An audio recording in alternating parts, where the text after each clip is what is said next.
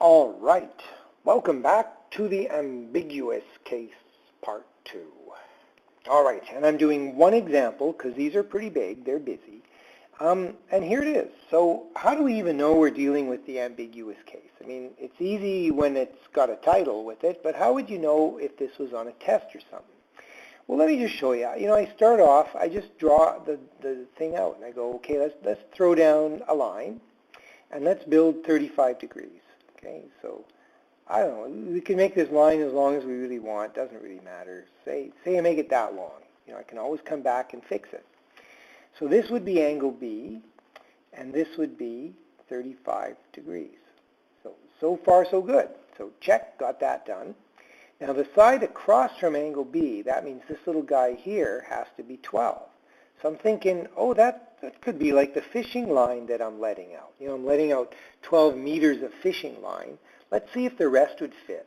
A would be 20. Well, I guess A could be this side, it could be this side, but it would be easier, otherwise my fishing rod example is upside down. If I make this the A, that means this guy across from it would be 20. And that means that this has to be the C up here.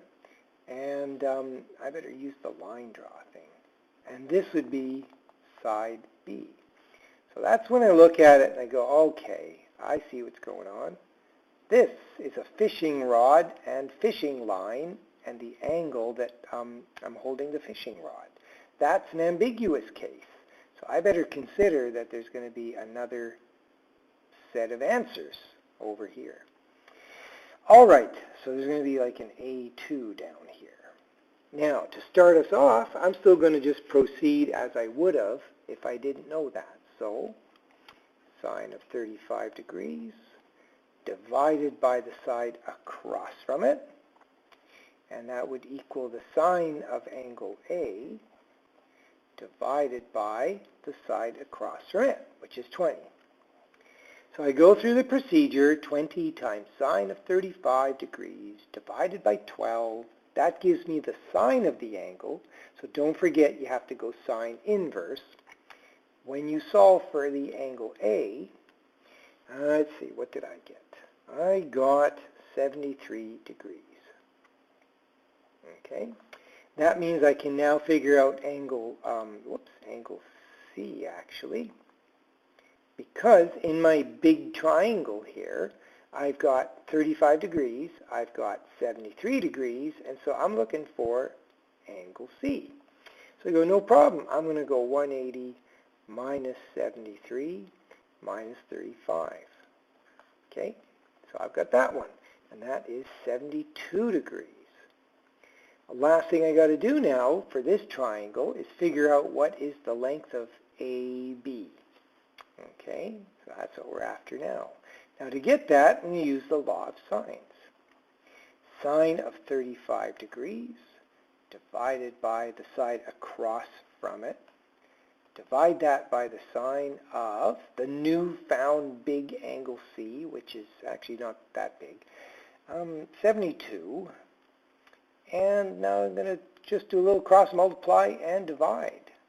I'm going to go 12 times sine of 72 and divide that thing by sine of 35 degrees. When I did that, I got 19.9. So there it is. I'm halfway done. So there's one set of answers. Okay, so no big deal. Now I'm just going to go, okay, let's carry on.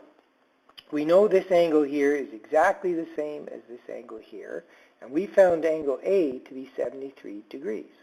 So if this is 73, so is this guy, which means I can figure out the other angle, A2. So angle A2, without doing too much work, it's just going to be 180 minus 73. So that turns out to be 107 degrees. All right, so there's A2, and that makes it easy now to get, it's kind of like, I guess I could call it C2. It's really just this little guy up here, isn't it? And all I got to do is go 180 minus 35, and then also this new angle A. So what do we get? Well, we're left with 38 degrees. So all I want to do now is figure out the new AB side. So I'm going to use the law of sines. Sine of, 35 degrees divided by 12. Okay, so that ratio would equal the sine of this new angle C, 38 degrees, divided by this side here. I guess I'll just call it A to B2. Oh, I messed that up. Hold on.